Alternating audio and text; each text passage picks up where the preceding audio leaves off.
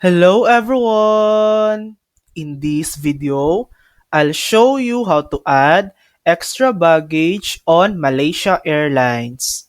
First, go to the Malaysia Airlines website and click Plan a Trip. Under the Ancillary section, select Extra Baggage. Next, enter your booking reference and last name exactly as it appears on your booking. Then tap My Booking. You'll see options to add baggage in increments like 5, 10, 15, up to 30 kilogram. Choose the amount you need and pay online.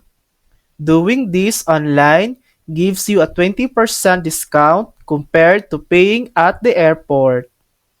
And that's it. That's how to add extra baggage on Malaysia Airlines. Thanks for watching.